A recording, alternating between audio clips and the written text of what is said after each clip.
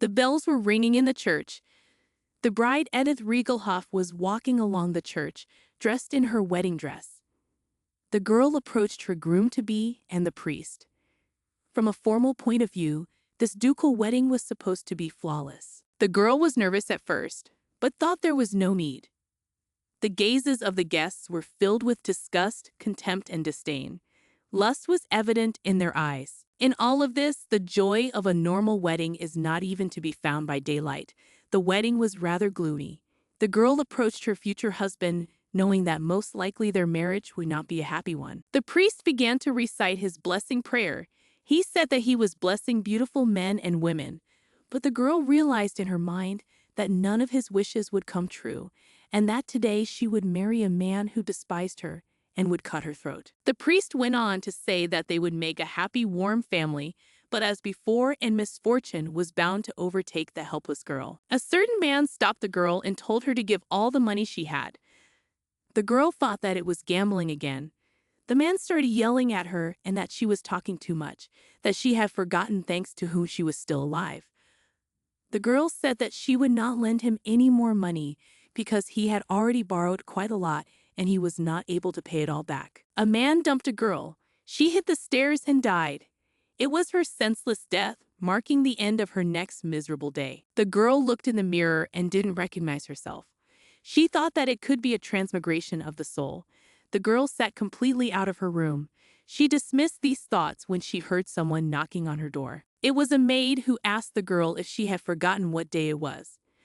The girl was shocked because she was addressed by another name, Edith's name. She remembered a novel called Refuse to be Obsessed that she had read last night. The illegitimate daughter of an earl's family, Lise Sinclair was as bright and innocent and as beautiful as the goddess of spring, and because of her origins, she was attacked by the earl's family and lived an unhappy childhood. And then she caught the eye of her husband Ludwig and went to live in the duchy, and met there a fierce competition without concessions to win her heart, hence began the obsession of the title. Edith Riegelhoff's role in this novel was simple. She was a stupid and greedy villain, blinded by love and tainted by jealousy. She was constantly yelling at Sophia and sabotaging in an effort to hurt Lise. She was that someone for Lise's flower path easily solved. That's exactly the kind of villain she was. Edith was blinded by jealousy and did everything she could to kill Lise. The girl had the Count as a caring father, and she grew up never worrying about money. All this the girl recalled to you while she was being cooked by the maid. But the maid interrupted her thoughts when she said that everything was ready. The girl looked at herself in the mirror and thanked the maid for her work, and the maid told her that the master was waiting for her. When the girl said thank you, the maid grimaced a little, for she had never heard such words, and Edith ran out of the room. The girl ran down the corridor and decided that all she had to do was correct Edith's mistakes. She remembered the plot well, and it shouldn't be too hard for her. She decided that she would be spared by the fact that she would at least be on her best behavior, and that this time she could get the love of the family for free. She ran into the room and called out to her father. The girl greeted him cheerfully. This is what she heard in a contemptuous voice, that it was too late to call this time of the morning. He was very frowning and holding a glass of wine in his hands. All her expectations and plans were shattered in an instant. He said that the girl was very slow, and why did she even come so late? Her father told her to close the door on the other side. The girl didn't realize what was going on. It was the 13th Edith Riegelhoff. The identity check was completed, and the synchronization of information from the memory was started. The girl was on her knees screaming that she was wrong, begging to be forgiven. She promised she wouldn't make such mistakes again. She made it through to forgive me at least once. But then she was already at the side, in her own body, watching Edith's apology as a spectator. The girl did not understand what was happening.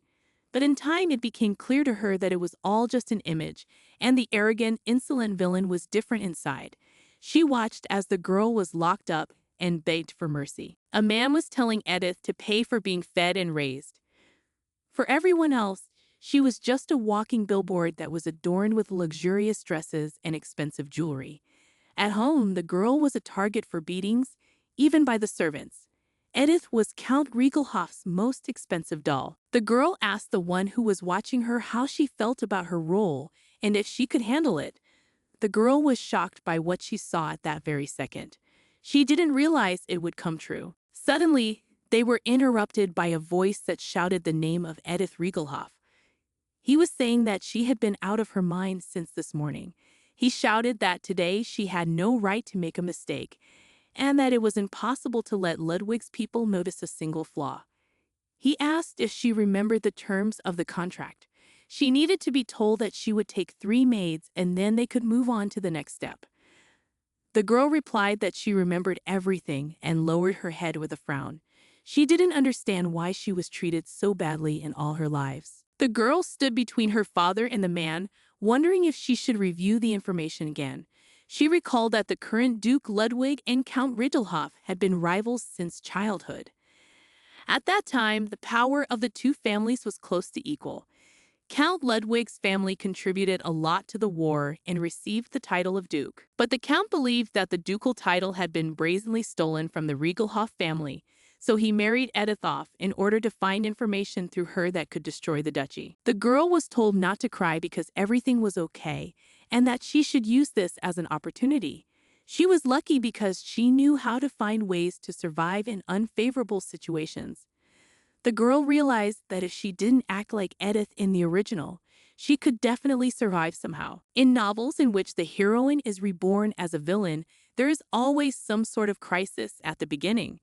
Today, girls just have to act like the unoriginal Edith. The girl got out of the carriage holding her father's hand. She was in the grounds of a large castle. She realized that it was almost a palace. The boy said that the estate is just as opulent, and her father remarked that the meaning of that shouting luxury is quite empty. They were greeted by the butler and told that the Duke and Duchess were waiting inside. He would escort them to them. The father sweetly turned to his daughter Edith and told her to hurry up. She was very pleased because his attitude had changed so drastically. She gave him her hand and went with him. His change in mood didn't matter, and she was going to leave this house in a week anyway. She had to find a way to survive with the Ludwig family in the main plot development scene. Count Riegelhoff with the Countess, the Herr, and Lady Riegelhoff's daughter. The girl was surprised when she saw them, because it was very cool to see in person the characters whose appearance she could only imagine from the description in the book. They thanked them for having traveled such a long way, and politely asked if they were hungry, for the table would soon be finished. The girl liked the food very much.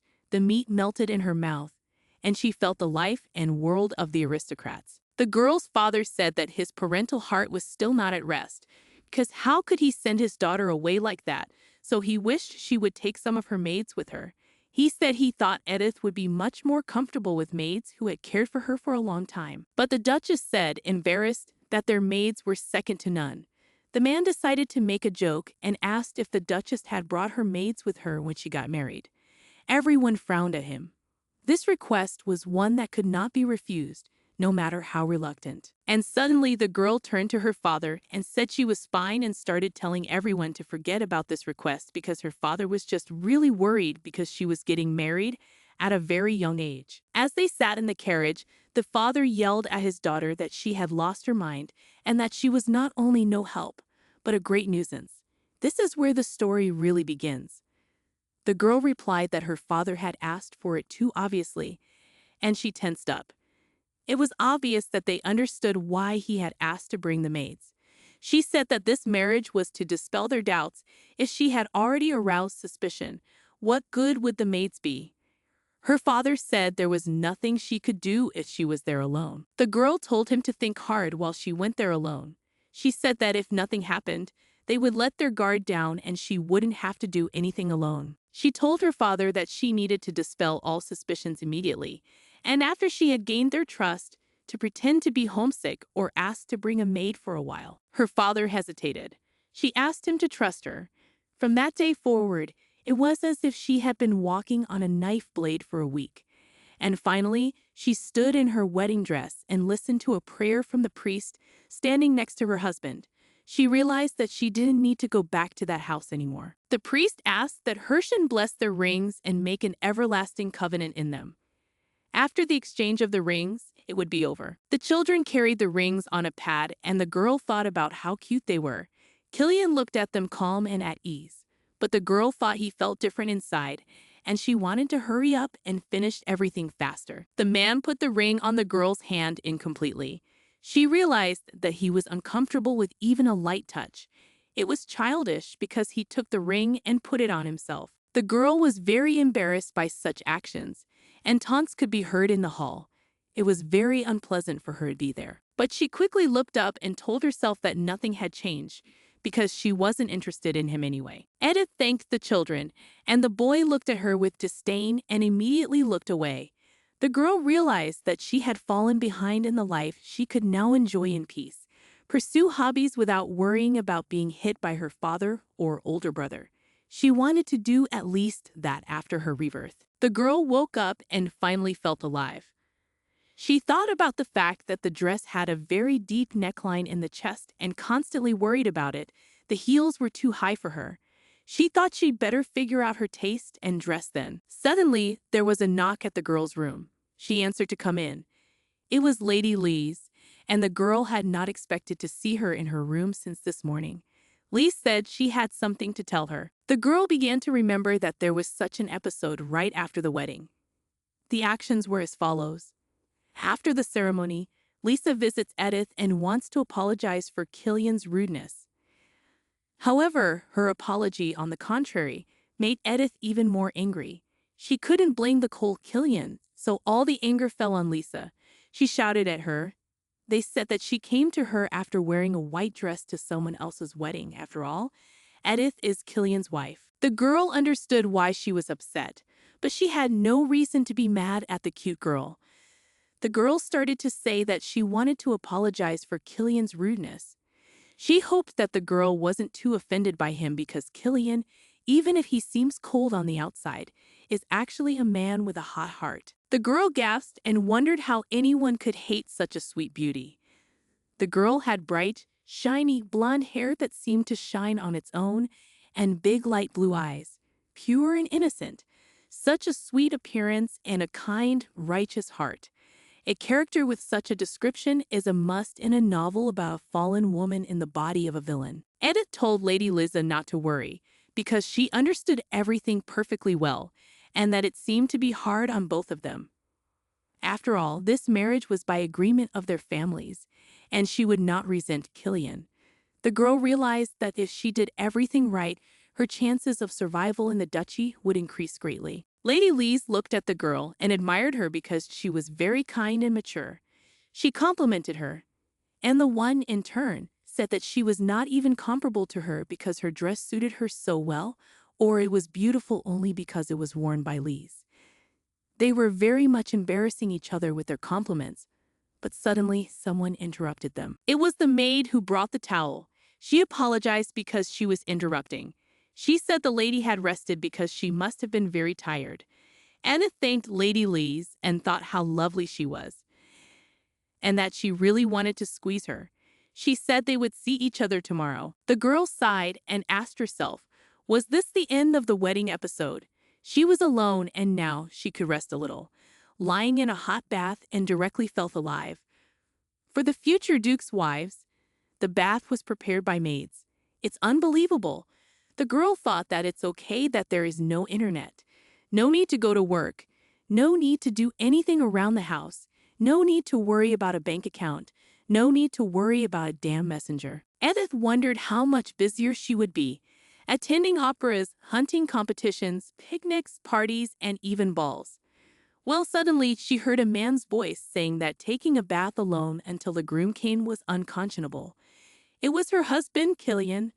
The girl was surprised because in the book he didn't come to the bridal room. The man asked why she was so surprised and if she had hoped someone else would come. She replied with a smile that she thought he wouldn't come. He complimented that she was savvy. She said he didn't even let her put her wedding ring on him.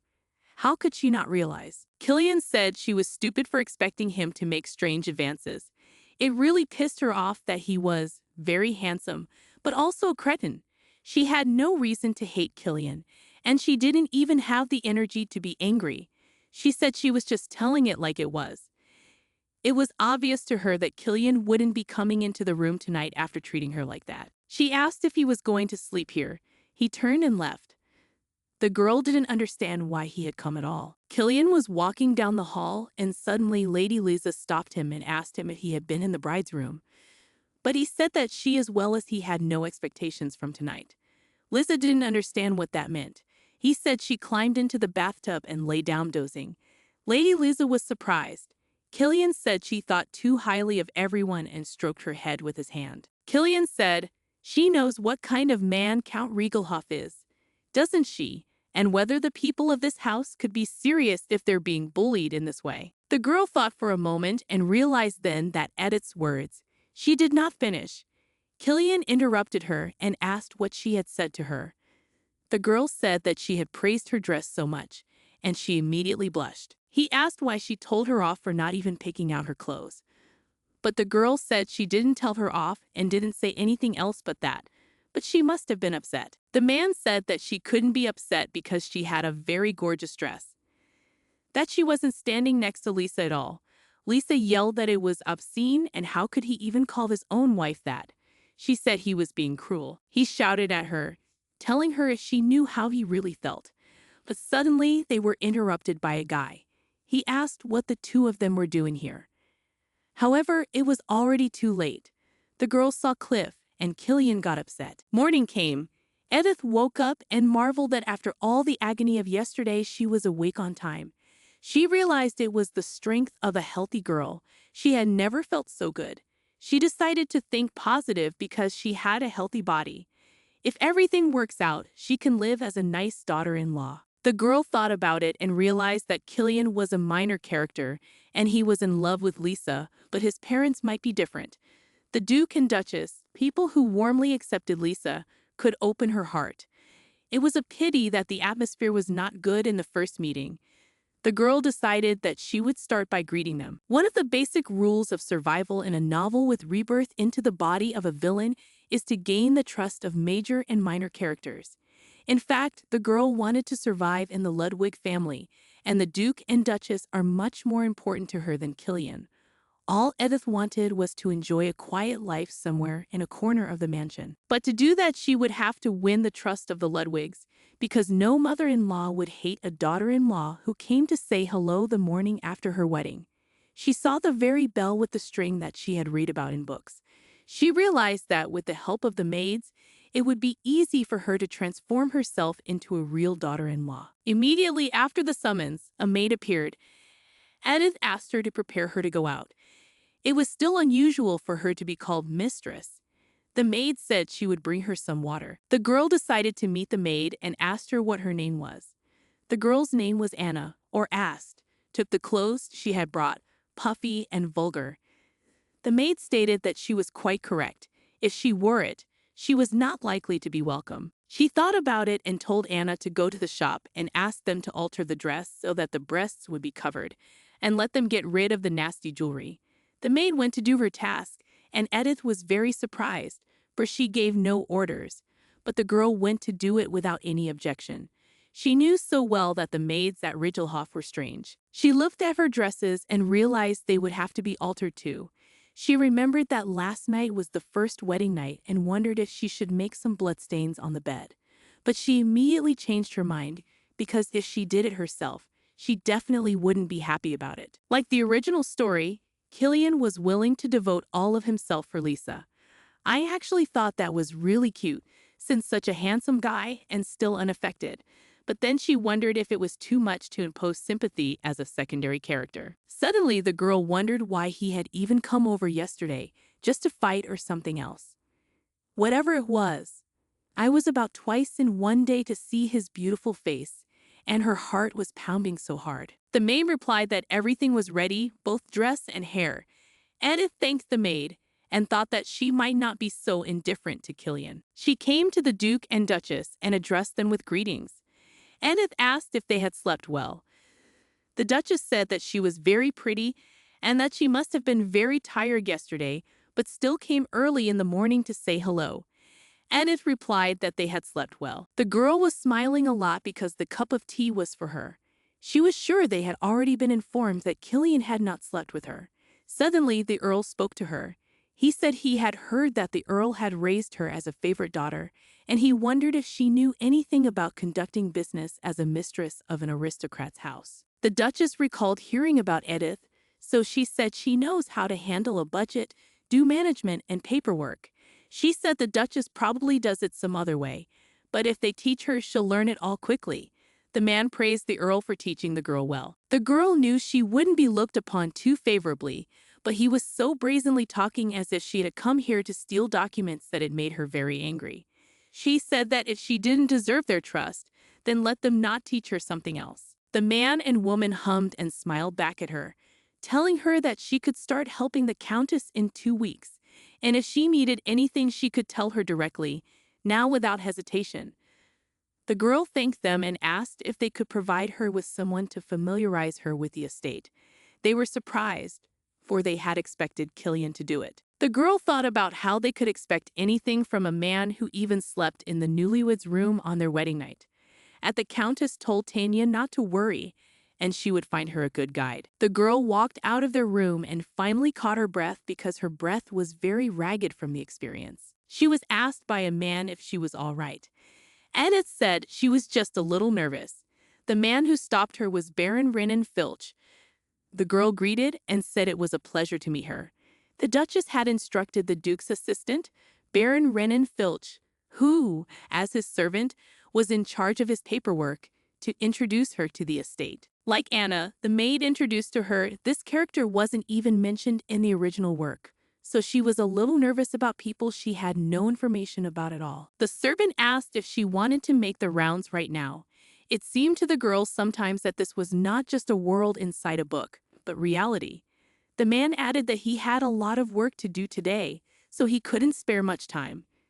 The girl happily said for them to go right now. The girl wondered if it was inherent to be such straightforward characters that weren't in the original. The man showed her the jewelry room. He told her that the family jewels of the duchy were kept there and could also be worn for celebrations. He also spoke of a room where weapons and armor were kept, and such a room was mostly used by his lordship and the 2 lords.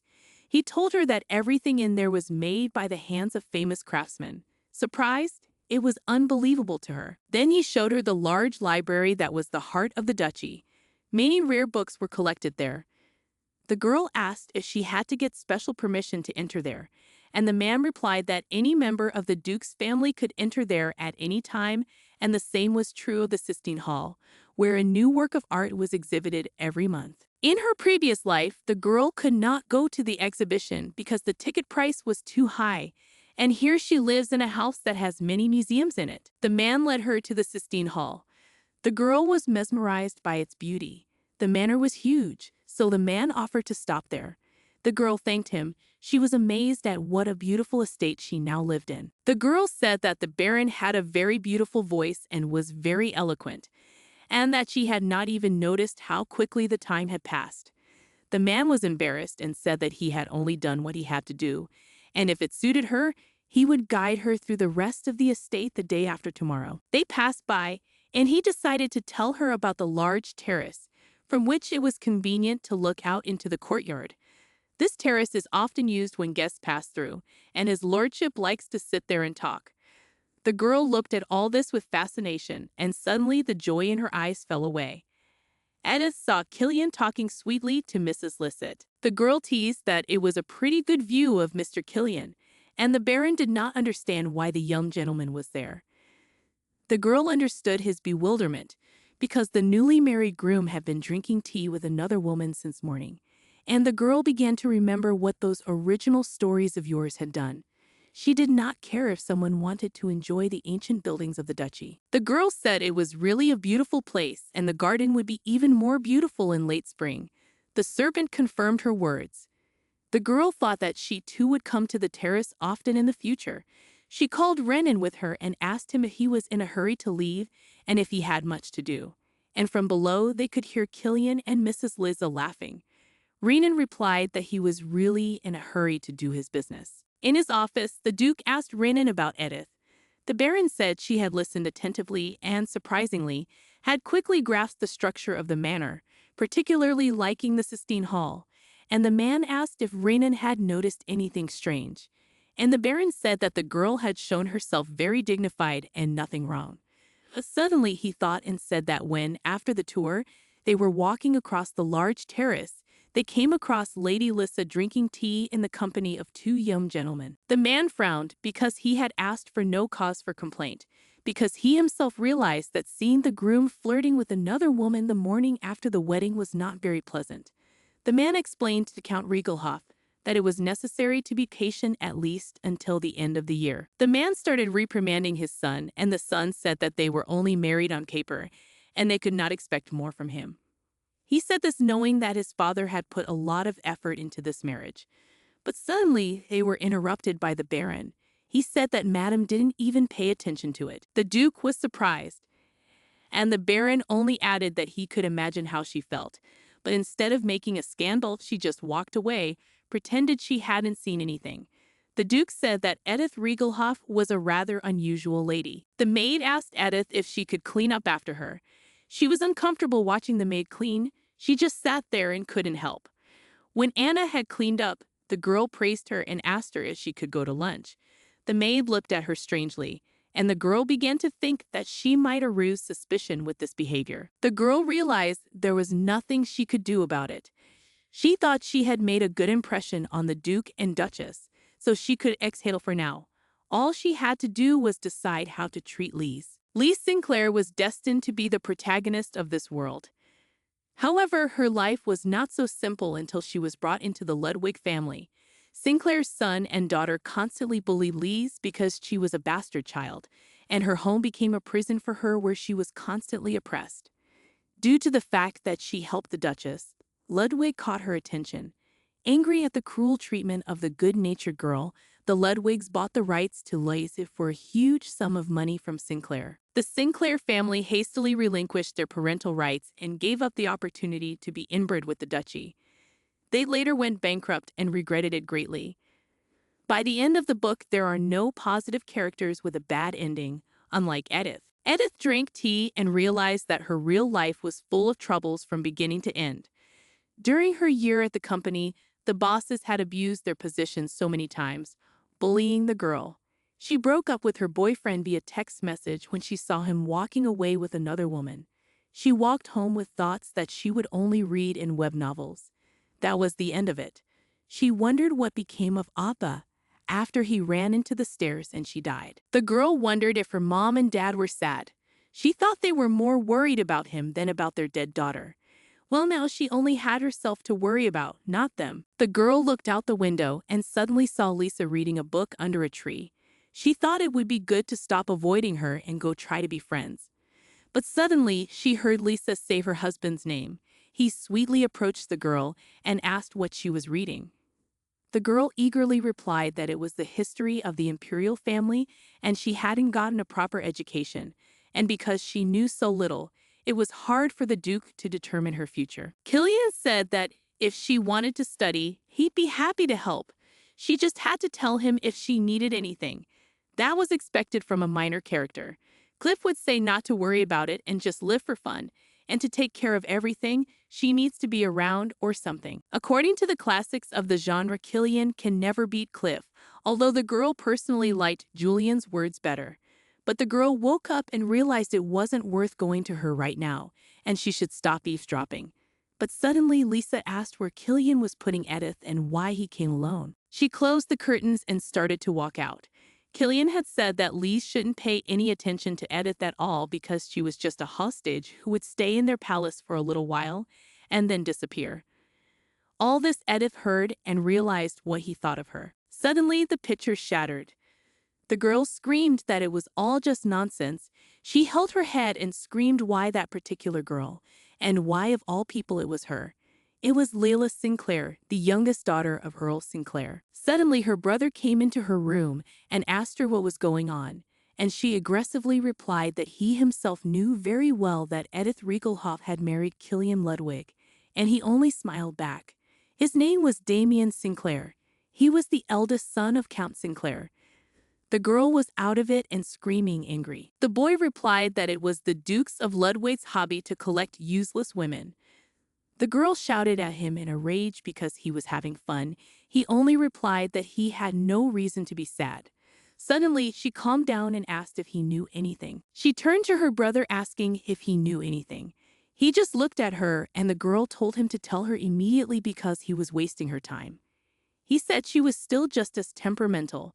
He offered to imagine that they had rewound time back and asked her why she thought they had played the wedding and what two families would gain by marrying their children. If they marry, Count Riegelhoff has first of all the right to dispose of the iron ore in the southern mines. In other words, he will have the raw materials for the production of weapons. The girl looked at him disdainfully and asked him why the man was suddenly producing weapons and how she knew about it. He smiled and said that she just didn't know how power was divided now. Power was divided between Archduke Langston, who longed to become emperor, and the imperial faction supporting the young emperor. And it would become dangerous if the Archduke's side could produce weapons. And the Duchy of Ludwig, a member of the Emperor's faction, had to put Count Riegelhoff on a leash to keep him from siding with Langston. The girl got angry with him and asked him what was so good about all this and that he wanted to explain why marriage was necessary now, and he was just mocking her with his stupid talk. He said that's where the fun part starts because the previous information is known to everyone. The guy began to ponder if Count Riegelhoff was really on a leash. He began to recount an incident from his life when he heard a man yelling at a girl, calling her names and humiliating her in every way. It was Count Riegelhoff, who was yelling at his daughter Edith. She apologized to them, promised that there would never be any more mistakes, and that she would be sure to keep her word. Her father promised her that she would be without supper all week if she couldn't get information out of the younger Earl of Everton. Guy realized that the image of the arrogant villainess Edith Riegelhoff was a complete fake. Layla was shocked and said it was impossible, but the guy said it wasn't easy to believe it, but it was. He was quite curious to see how things would develop further. He told his sister that if they reveal this information at the right moment, the Riegelhoff family would be doomed. The Baron continued to make a tour for the girl and showed another exit to the large terrace. Edith looked around the manor a little at a time, but it took her a week to get around. The girl asked the servant what she should do now. He told her not to worry about it. Renan said that the Duchess asked him to tell her that she had a request for her. The girl's eyes lit up with happiness. She was very happy because it was very hard for her to be idle all the time. The girl asked if she thought that if she went down the corridor, the third door on the left would be her mother's study. The girl thanked Renan because thanks to him she had navigated the large mansion perfectly. She asked if she had made a great student. The boy was surprised and said that he had been explaining it all for a week, and if he were her, it would be a shame to forget it all now. The girl walked up to the office and was immediately asked to come in by Lady Lies.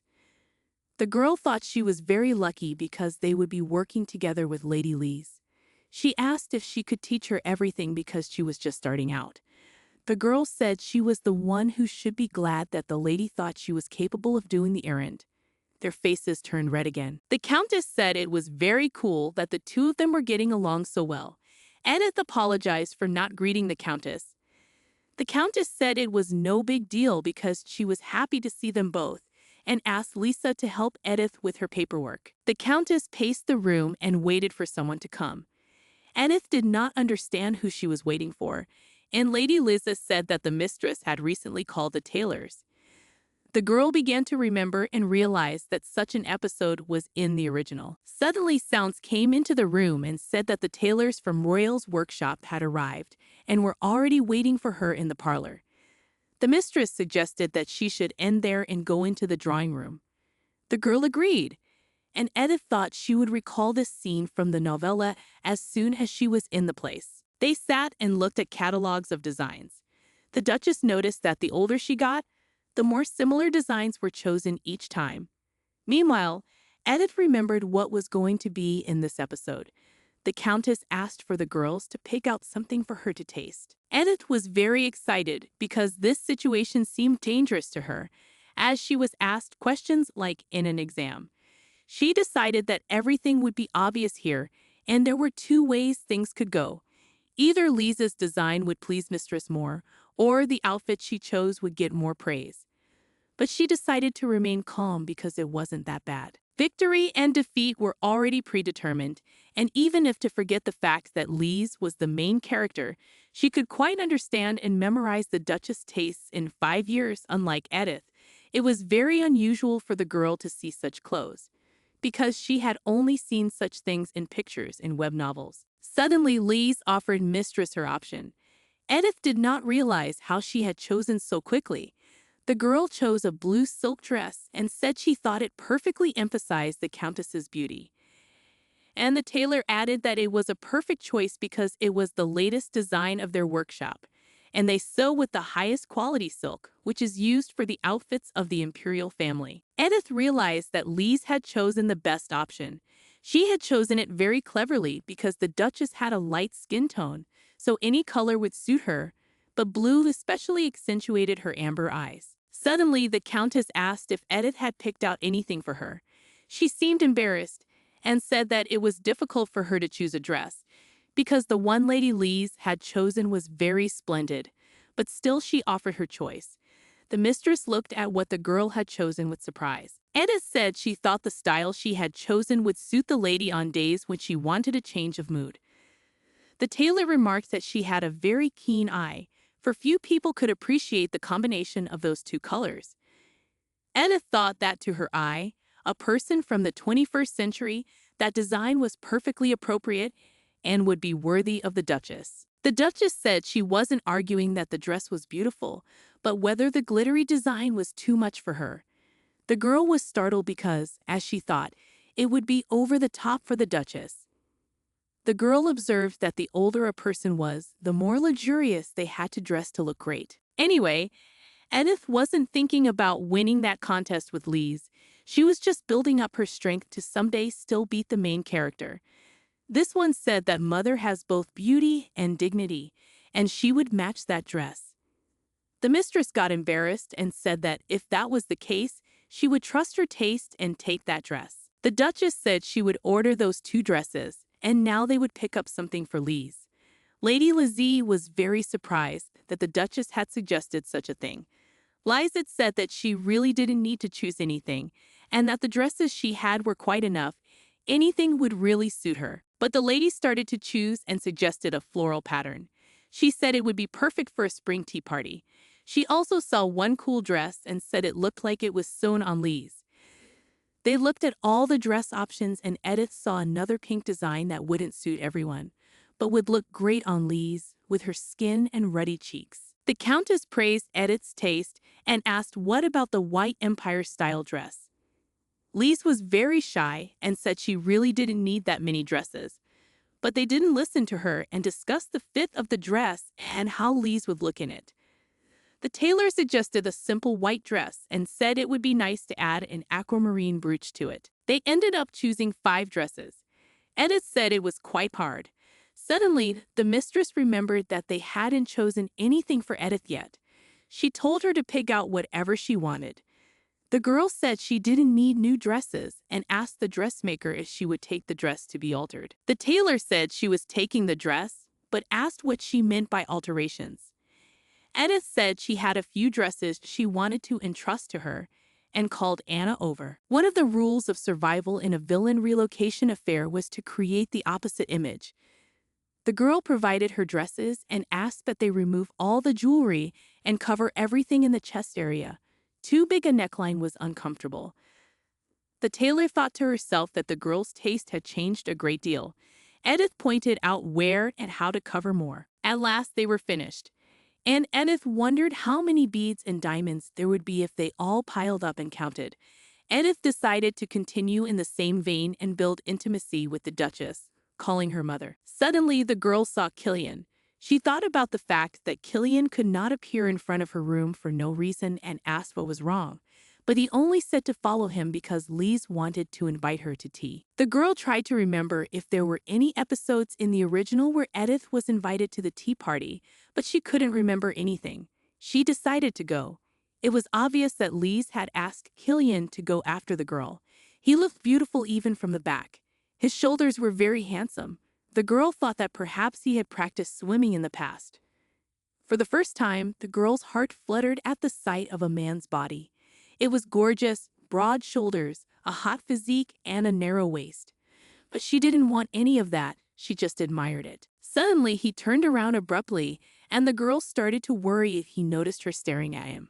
And he said he was only warning her to watch her tongue in front of Lise, because she was like family to them.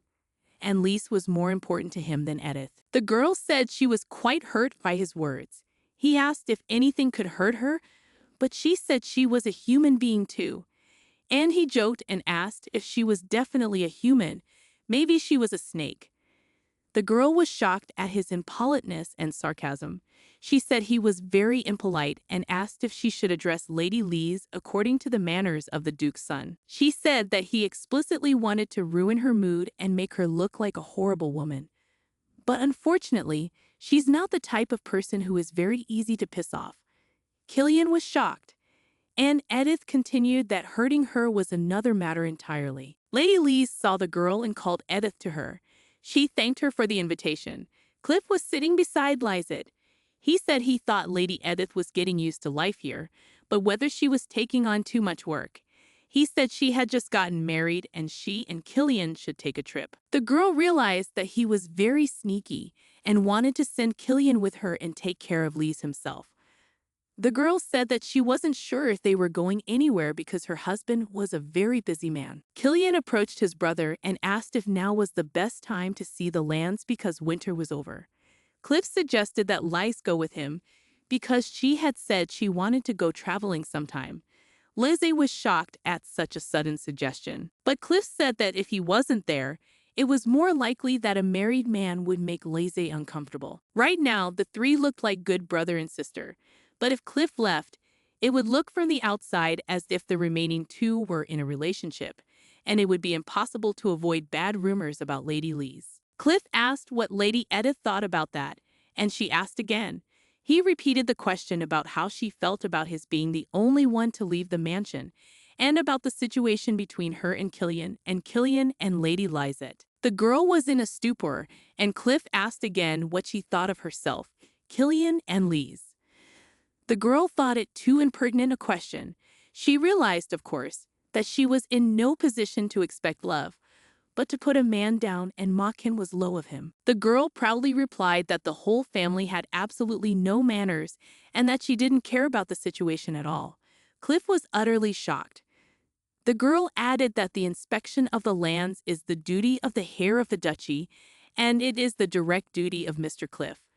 What right does she have to say whether he should go or not? The boy said he didn't mean it, and Edith said that, to be honest, she thought that traveling such a long way would not be easy for Lady Lizette yet, because such a long journey by carriage is quite hard, and Lady Lise isn't even his wife, and wouldn't it be too burdensome to ask her to do such a thing? There was a strange note in Lise's gaze, but she immediately changed her expression and asked if Cliff needed to go to Cliff right away for a checkup.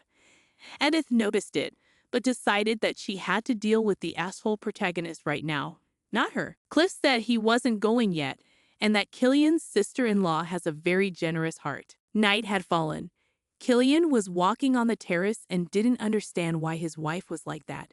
He was thinking about that incident at the tea party, and suddenly Lise called him. She asked what he was doing alone so late in the midst of the terrace and asked what was wrong. Killian said he was all right. He said he had heard that the girls had ordered a new dress. The boy remarked that the mother liked to dress the girl up in new clothes. The girl said that her mother buys her so many dresses every time and she feels guilty every time. The boy asked what her guilt was. The mother was always jealous of families who had daughters. He said that Lise has nothing to worry about because she takes great care of her, and their whole family should be grateful to her. The Duchess's husband and sons had been raised as knights, and so she was lonely.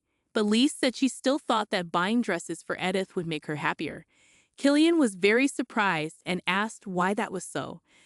The girl said that Edith had not chosen any new dresses then, but had decided to alter the dresses she had brought with her, and had helped her and the Duchess in choosing the clothes. Killian was very surprised, because altering dresses is not very consistent with Edith Regelhoff, who never wore the same dress twice. The guy said that she was being very indecent, because for her it was disgusting to buy dresses in that atelier while for his sister and daughter it was normal. But the girl said that Edith had never said anything like that. Killian was very angry because at the wedding she was in a vulgar dress, and here she suddenly decided to change and wear only modest clothes. And for some reason today she didn't piss him off much, but when she shows her gut, everything becomes obvious to him. The boy recalled in his mind all the moments that had been connected with Edith, and he was very angry. He got a headache from thinking about her and being angry about them.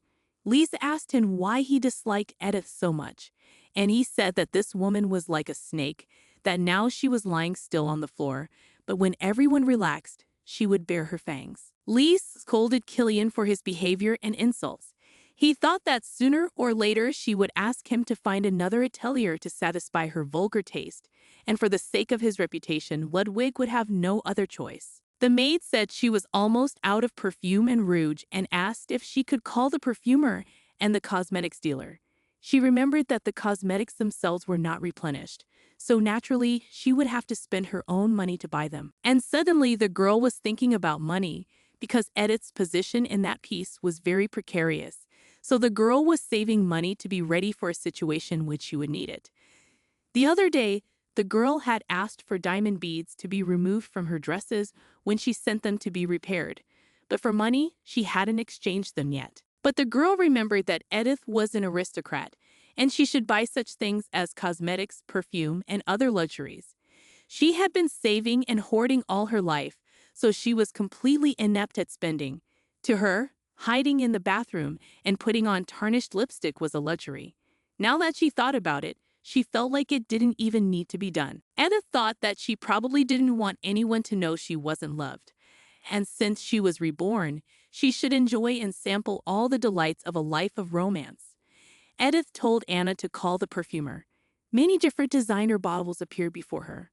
But suddenly she heard something. Moments earlier, the women were being told by the perfumer about the odors he had smelled while inhaling the remnants of Edith's perfume.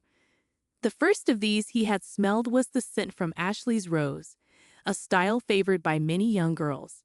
The second was the refreshing smell of grass, combined with a light note of Ashley, and the scent of wild strawberries and vegetal ambergris. The perfumer suggested that she reproduce a scent almost identical to the one she had provided. The girl thought about it and asked how much it would cost to make the same perfume. The man said one bottle the same size as hers would cost about 90,000 sena. The girl was completely shocked by the prices. She estimated that in total she would have to pay about 900,000 won for bottles of perfume. This was twice the cost of food for 1 month in her previous life. The maid asked what about perfumes made from other kinds of roses. The perfumer told her that the most commonly used variety is the Titania family of roses. This scent is rich and long-lasting, so it's the first one that comes to mind when people talk about rose fragrance. But he added that the scent of Titania is too heavy for young girls. The girl was recalling episodes from her past life. The perfumer suggested Ashley roses that she had used until then, or better yet, Thesis or Nathaniel roses.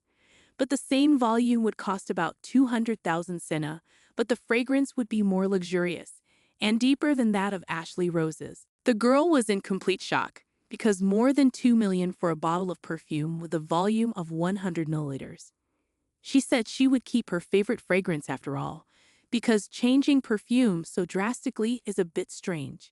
And the perfumer asked what about mixing some of Nathaniel's rose with Ashley's, but the maid said that mistress would probably be more comfortable using her usual fragrance, but now that she's married, it would be nice to have a deeper scent. The perfumer said that this was a great compromise and we could try to go with the same volume, the sum of 130,000 sena. The girl asked if it could be done for 120,000 sena. The man said that in that case, there would be nothing left for him for the work, and the girl offered 125,000.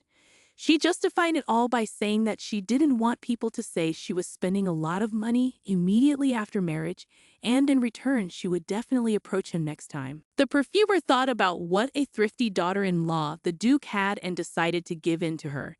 He said he trusted her word and would give her a discount. The girl was pleased and thanked him.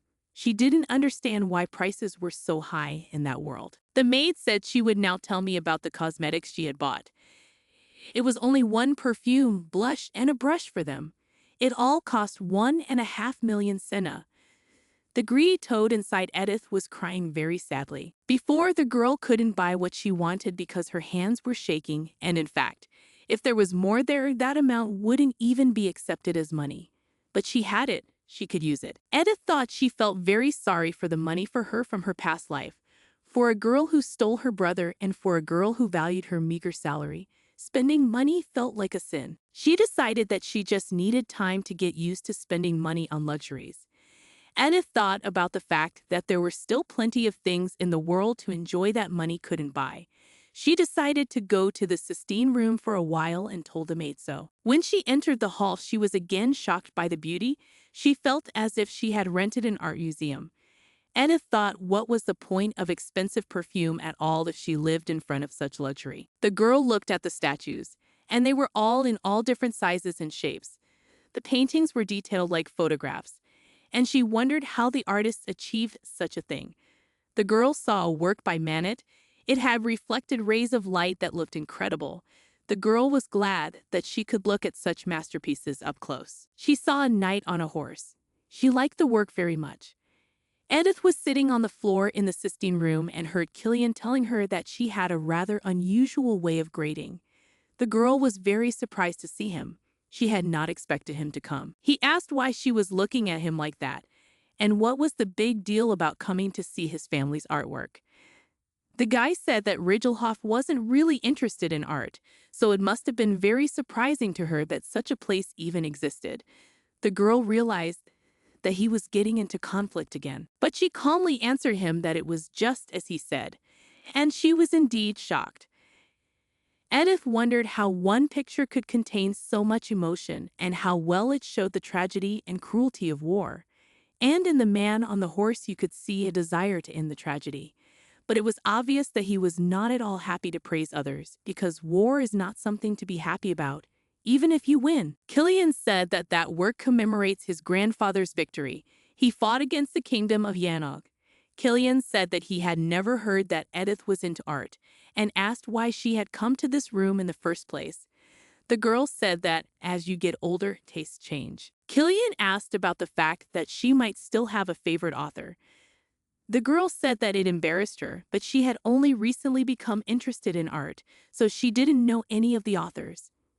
The girl thought the guy was trying to make fun of her again, and said that as he knew perfectly well, Rigelhoff wasn't very interested in art, so she didn't know any. Suddenly, the girl noticed the painting and saw Killian in it, and he began to say that when he was a boy, he was forced to become a model for an artist close to his father. Edith was surprised because she hadn't even asked him about it. Killian asked her why she was staring at that job so much. The girl said it's nothing like that, just looking at it, and said he's cute there. The guy got very embarrassed and said that naturally, he was not the body model for the painting and that only his face was in the painting. The girl turned around and said that she understood. Killian started to aggressively say that a noble son can't bear his whole body in front of some artist. The girl wondered who he was saying this to because she didn't even ask. The guy turned around and said that you can't even discuss art with her. The girl laughed and realized that if she didn't joke like that, she couldn't survive in a place like this. Edith thought about the fact that he probably had a better body now. Edith was walking around the palace and was very happy because the weather outside was beautiful. The girl was dreaming and thinking that if she could live such a life, she would wish for nothing. 2 months had already passed since she had become Edith. Exactly 2 months of the peaceful life of an aristocrat who needs to do a minimum of work. There was a cool breeze and dazzling sunlight outside. The air was very fresh and pleasant. Edith wished every day could be like this. The girl had adjusted much better than she had thought. She had a Sistine room inside the mansion to enjoy every day. She had lots of luxurious cosmetics that were not to be spared. Her best kitchen in which she could enjoy every meal was beautiful. True, there were still glances that looked at Edith with dislike, but her maid Anna, who she saw most often, was always polite and treated her with respect. Suddenly, the girl saw Renan and said hello to him. The guy asked how she was doing and what she was doing here. The girl said that she was just taking a stroll because the last few days she likes to enjoy walking around the garden in the morning. She thanked him again for the educational tour he had given her earlier. She praised him because his tours make her well-oriented, and she often spends time in the Sistine Hall. The Baron said it was very wonderful. The girl said it was beautiful weather today and asked if he had eaten yet. He was in a stupor because of such quick-changing questions, and the girl didn't understand what the problem was and why he was looking at her like that. And he said that everything was fine and there was nothing to worry about. The girl said he was very busy anyway, and she wouldn't distract him anymore, and said goodbye to him. Renan looked at her strangely. The girl was surprised, but he still thought that probably nothing would happen. Today, she made it to her real goal again without incident. Her morning walks were not easy. She toured the training room at the palace. The girl watched Cliff and Killian wrestle. Watching Killian, she saw that her husband was in great shape. She watched, and each time was like the first time. He was so amazing. His broad chest and muscles, his embossed back, really appealed to her. And she was concluding that Killian was much more handsome than Cliff, the main character. Instead of the typical angular physique of the main character, she liked Killian's embossed muscles better. She decided that it was time for her to leave, since she had already enjoyed the wonderful spectacle, and she should move back so she wouldn't be too late. But suddenly, Killian saw Lise and greeted her. He smiled widely, and the girl was shocked that he could have such a happy face. In her 20 years of life, she had never thought a man could look so handsome. In her past life, she had never found it possible to see a truly handsome man. It was hard for her to concentrate on her work because thoughts of Killian filled her head. Enith decided it was time for her to put those thoughts out of her head and get to work. Today's agenda was to sort through the documents about the family's arms and armor. Information about the state of the armor was very important, and the fact that Edith had been assigned to sort out the documents meant that they did not trust her now. Suddenly, Lady Lise came up to her and asked what she was doing. Edith said she was distributing information from the documents her mother had given her in the tables. Well, Lise didn't understand and asked again what it was. The girl said it was a summary of the information from the document and realized that they probably didn't have such a thing as a table. In terms of history, the likes of a table have existed since ancient times, and the author may well have created a world using them, because documents organized in this form look better visually. Edith said that, at any rate, it was easier to perceive information when it was written down that way. She thought that the clever Lise would surely notice the effectiveness of this method of recording. Lise said it would be a little uncomfortable for other people. The girl was surprised, but thought that maybe she really had been too hasty with the innovation. The mistress approached them and asked what was wrong. Lise said she wanted to ask something. It talked about Lady Lise helping Edith a lot, and mistress praised her for doing so much for her daughter-in-law. Edith began to remember an incident from her past life, when Suna still didn't know how to make official documents, and she helped her and told the manager that she would make new documents herself and send them. Edith came out of her memories and said that if mistress didn't mind, she would like to know her opinion about the spreadsheets. Mistress was surprised because she hadn't heard that word either. And Edith said that there was a lot of information in the documents, so she wanted to organize it briefly as follows. She told and showed me where she would write the type of weapon, where she would write the basic information about each item. She also showed where she would write the quantity and price for the future purchase. She asked if the lady would be able to understand everything if she did the paperwork in this way. But suddenly the girl realized that she was now openly confronting Lise, and she needed to make amends quickly because she was going to move away from the villain image. Edith decided to say that it was Lizette who had suggested to her that it was okay to frame it that way, but the mistress paid no attention to it. Mistress was delighted because all the important information was written down concisely and easy to understand at a glance. And she asked how she had thought of such a thing, and told Edith that this way was really skillful. The mistress told the girl that she would like her to try to organize all documents in this way from then on. The woman asked that Edith try to record all the documents she was working on in spreadsheets so that she and others could watch her work and learn. The girl said with a smile that she could certainly do that. Lise looked at all this with a blank stare. It was obvious that she was jealous of the duchess of the new girl in their families. Killian asked his mother if it was true that the grid-like organization was Edith's idea. The woman confirmed his words and said that the girl was very clever. And Lise looked at it all with poor eyes. She was not pleased that her mother was praising Edith so much. Killian said that these tables certainly look quite spectacular, but in such a condensed form, it is also easy to take her outside the estate.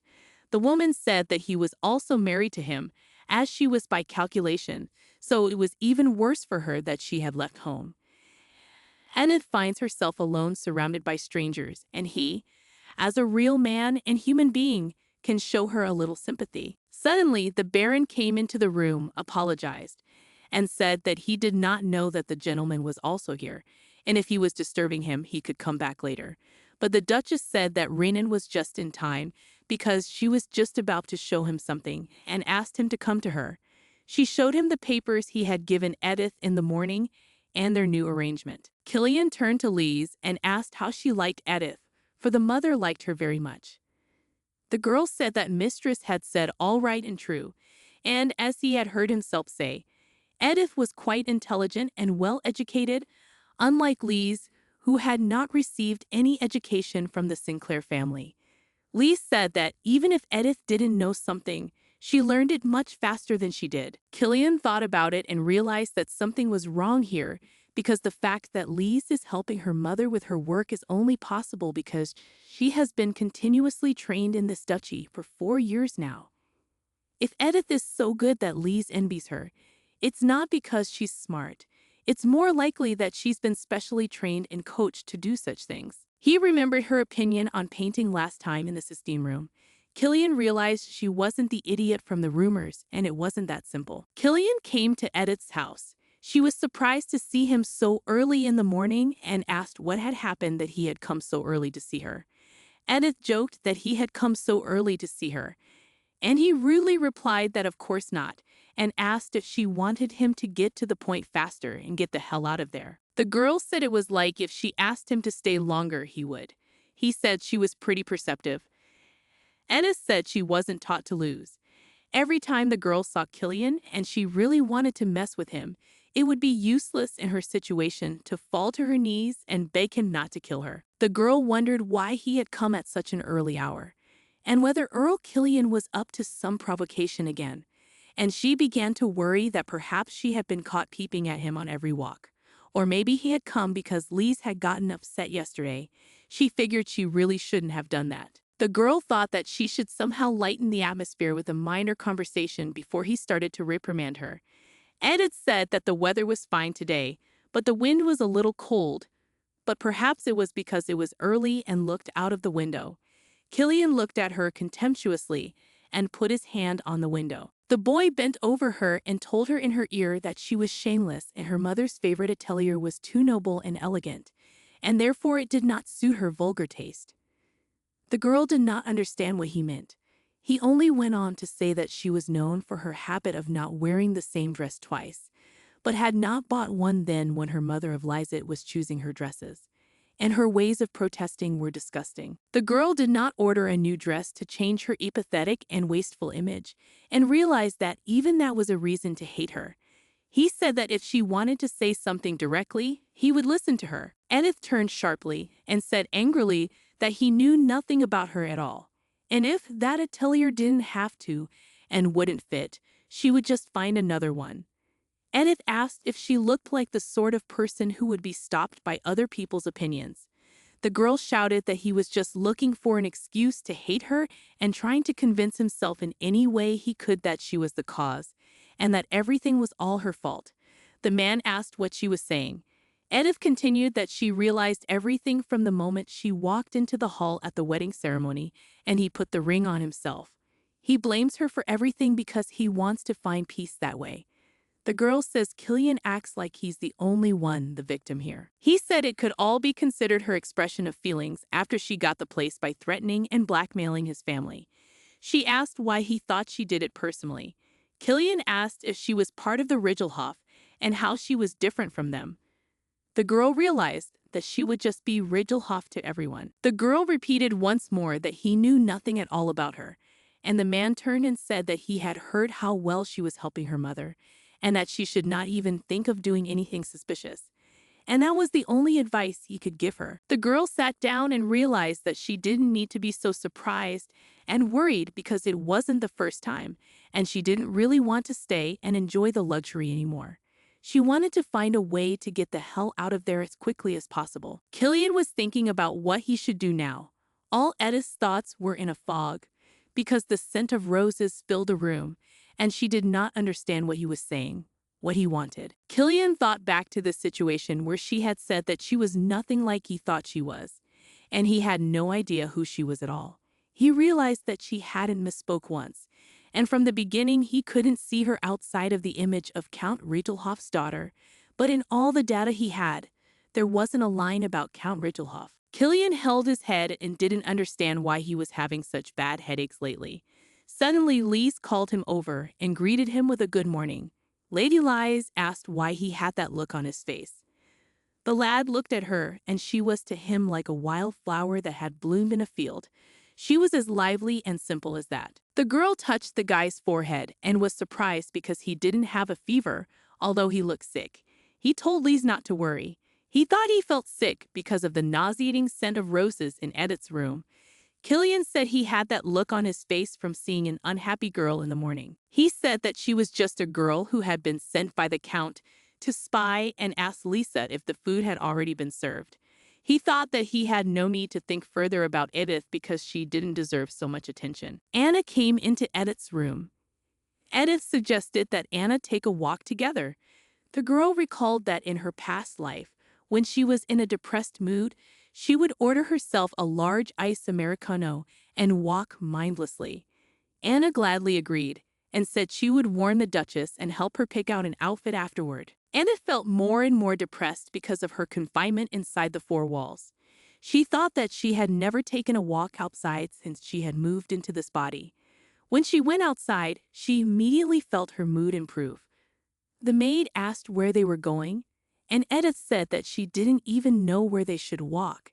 And in fact, she was the one who wanted to ask Anna that question. She hadn't walked alone down the main street yet.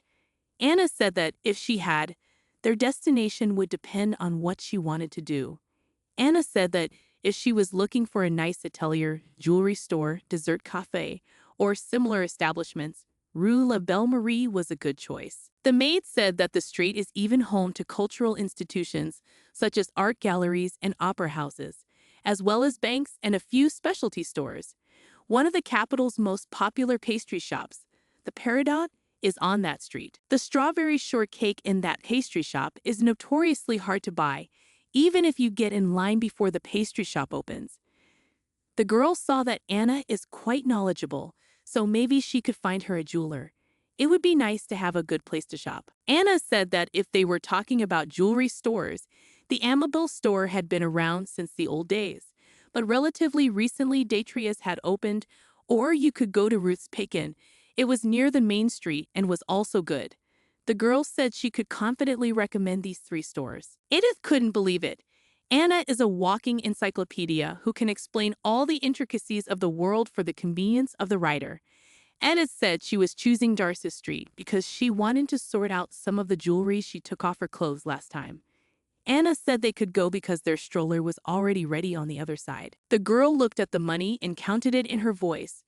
First 4,900,000, then 5 million, and 5,100,000. Edith was pleased that they had demanded quite a price for the jewelry. The diamonds were the smallest, but the price for them the highest. Edith asked Anna if there was a bank on this street. She said that if they walked further, they would come out to the biggest bank. The girl was glad that she was finally done with her business. She was a little worried because she didn't know what the bank here did, but creating a bank account was much easier than she thought, and anyway, there was no such thing as an ID card in that society, so the bank had no problem using an alias. The girl felt much calmer when her money was left outside the mansion. It was just impossible for her to know in advance when and for what she would be kicked out of this duchy. The girl told Anna that they had a lot of things to do today and apologized for suggesting a walk. But instead of all that, they were taking care of business. Edith suggested that Anna go out to eat something delicious if, of course, she knew a local restaurant with good food. They arrived at the restaurant, and the girl began to think about the fact that she had done one item, as she now had a financial safety cushion, and it was time to move on to the next one on the list. The girl asked Anna what the commoners used when they traveled. They don't have private carriages, do they? She asked this because she could never know when she would have to run away, and she should learn about the world beforehand. Anna said that people most often rent a carriage or pay for a ticket to the freight car of the train. The girl was surprised because she didn't know they traveled in freight cars. But Anna said that tickets for a passenger car are too expensive, and they say that freight cars are very cramped and shake a lot because the density of seating is too high. And to get the whole point, she can visualize such a wagon as a cart with a roof. To get to the local town, you have to take the train at the station at the southern gate of the capital. Cheap inns ask 3,000 sen for a room for one night, and more expensive places 7,000 sen, depending on the neighborhood and local facilities. If she decides to sleep in a stable, she'd better watch out for fleas. Edith had other questions besides this. She realized that the maid Anna was a servant of the Ludwig family, and it was unlikely that she would not report the fact of her departure and pass on all the information she had on the subject. She decided that she would dwell on the matter today. Anna asked if the mistress needed anything else. Edith said that she didn't need anything else, and said that thanks to Anna, she had finished her business for the day much faster. Her company had improved her mood considerably, and thanked her again. She decided to answer the next question herself to dispel suspicion. The girl sat reading a book and learned a way of distinguishing fresh grains from old ones. She wondered if she could go into farming. Edith read books on that subject. And as she had been reading books on this and that for several days, the thoughts in her head became jumbled. Then suddenly someone knocked at the door. It was Anna, who brought the information that the mistress was looking for Edith because the jeweler had arrived. The girl was surprised to hear this. She remembered that it was an event from the original jewelry episode in which Edith had been humiliated. Taking the jeweler out of the store, paying the visitor, the Herzog family created an episode each season when Edith first received the punishment she deserved in the Ludwig household. All the occupants of the house, as always, paid attention only to Lise, and Edith felt uncomfortable that she was left out. Lise said that the jewelry they were looking at would fit Edith perfectly. Edith couldn't keep quiet, tolerating being recommended such an unsightly necklace. She spoke proudly of what it was that made them so sure it would fit her, and added that they seemed to have poor eyesight or her eyes had slowed down. They'd all focused on that necklace, and Edith hoped they weren't speaking ironically about her. Lise apologized and said no way. But Edith said she liked the rest of the jewelry, even the special exhibit. The last piece of jewelry she didn't like. And after that, Cliff, the main male character, bought all the jewelry for his sister with a blank signed check. So Lisa's suggestion of a single necklace was left for Edith. It all amounted to an enjoyable episode for readers. Edith said that the aquamarine necklace matched Lisa's eyes perfectly. The Duchess noted that with the bright color of the dress, they would make a perfect combination, and she picked up another pearl necklace. Madame said it was different from the white pearl necklace she wore last time, and perhaps it was because of the cream color. The jeweler suggested the diamond necklace to them as it was very elegant and beautiful. Usually Edith helped everyone with advice, but this time they were sitting with Cliff, who was buying all the jewelry for Lise. And that day was pretty weird for Edith. Killian had said that he wanted Lise to just accept these gifts from him because they both liked the necklaces and had no problem buying them. The girl didn't want to go that time because she was uncomfortable seeing Killian, and she was sure those feelings would have been with her in big gems. She didn't realize just how much something like that could cost. Suddenly, Lise shouted, "Edith." The girl got excited that maybe she looked disappointed, so Lisa called out to her. Lise said that the necklace she saw would fit Edith best. Edith said that this necklace was really very pretty, and here the ruby was just stunning. The jeweler said that they have excellent eyesight and that the ruby that is on the necklace is of the highest grade, and the design of the gold chain and the setting of the stone in the setting is also the high-quality work of their best jewelers. The Duchess invited Edith to try on this necklace. Edith was already reaching for the necklace and was suddenly stopped by Killian's hand. He took the necklace in his hands and told her to turn her back like that. He started to put the necklace on her, and the girl didn't understand why he had that look on his face and why he was acting like that. Suddenly, she remembered that there was a mistress in the room and thought that he was only acting like that for her sake. The girl realized that she couldn't make her mother worry. Edith asked Killian how he liked the necklace. He was surprised, but calmly said it was fine and asked the jeweler for the bill for the necklace. While the jeweler wrote the check, Edith rejoiced because it was the first gift Killian had given his fiancée. Cliff and Lacey thought what a wonderful husband he was. Then Cliff said that he was paying for everything else that was picked out for Lissy. The Countess said that if he bought all the jewelry for Liza, there would be nothing left for Edith. Cliff said he didn't want to buy more than what he had planned. Suddenly, Edith said that one necklace was quite enough for her. She wondered how much she would get from the sale of one large piece of jewelry. But suddenly, the girl realized that even if she was in the most desperate situation, even so she could not sell that necklace. Edith kept getting invitations to parties. She didn't understand why they wouldn't stop sending her invitations because she ignored them with all her efforts. The girl realized that she must have gone to parties a lot in the past and only went out to spread rumors about Lise. She burned another sheet and suddenly noticed the imprint of Count Riegelhoff's coat of arms. She tuned in and decided to read very carefully. On her father's sheet, he wrote that he had taken enough time for people to get used to her and she to get used to them, and asked how much longer he had to wait because she was to do her part of the job covertly. He wrote that rumors had reached him that she was helping the Duchess with documents and had access to the papers of the ducal family. At the end, the Count wrote that if there are papers about weapons and armor among the documents, she should steal them. And if it was difficult to do so, one could prospectus the contents and send them to him. He expected a reply with confirmation of the work done. The girl realized that in this way he was hinting to her that there was also a Riegelhoff spy in the Duke's house, since he had already managed to find out that she was helping the Duke's family with documents. The girl decided to try to write him back. She started by writing that Ludwig's duchy, which she had visited in person, was unshakable beyond her imagination. And if someone was going to destroy that stability, the unfortunate person should be prepared to lose their entire family. Besides, she hadn't done a single bad thing since the beginning of her time in the duchy.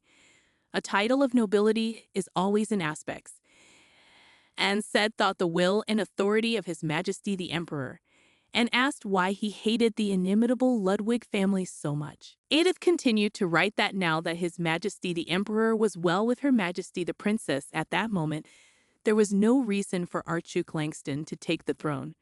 Wrote that she believed that the most desirable option would be to renounce treason and develop the strengths of the Riegelhoff family under the patronage of the Ludwig family. At the end, the girl wrote her name and was glad that she had finally said everything she wanted to say. And she realized that this situation seemed to be out of the fire and into the fire. She had hoped that Count Riegelhoff would not go so far in abandoning his ambitions, but his affairs did not concern his married daughter. However, her neatly done job soon took an unexpected turn. Count said that she had just trampled her father and the honor of the House Riegelhoff into the mud.